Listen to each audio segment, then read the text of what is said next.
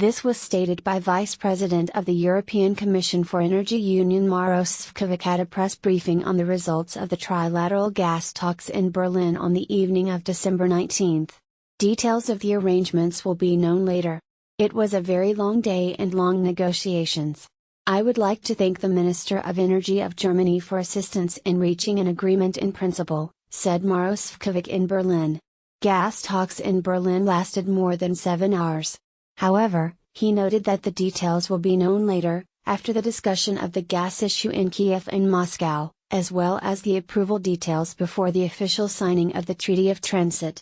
December 20, Friday, trilateral gas talks will continue in Minsk, reports the Ministry of Energy and the Environmental Protection of Ukraine.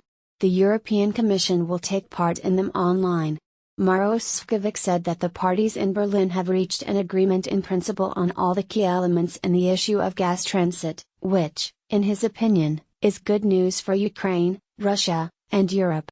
Naftogaz is the most constructive position in these negotiations. Ukraine confirms once again its reliability as a transit country for gas to Europe, said Vytrenko.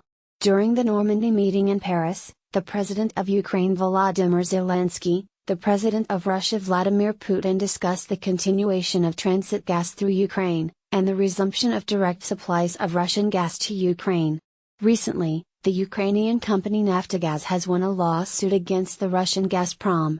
It is an appeal from the decision of the Stockholm Arbitration Tribunal, according to which Russian gas the Ukrainian company needs $1 billion.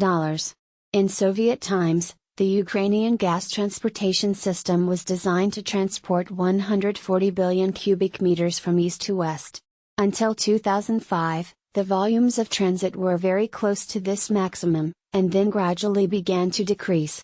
If you withdraw from this 24 billion cubic meters exported to Turkey, at least half of this gas comes through Ukraine. Exports to Europe will amount to almost 178 billion cubic meters, of which nearly 87 billion cubic meters, almost half, 79%, was delivered via Ukraine.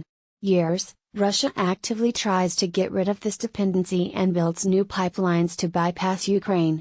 Among them, the Nord Stream, through which Russian gas goes to Europe directly, via the Baltic Sea. According to Eurostat, in 2018 more than 40% of the gas that it imported from a European country came from Russia. For comparison, the share of gas from Norway was 35%.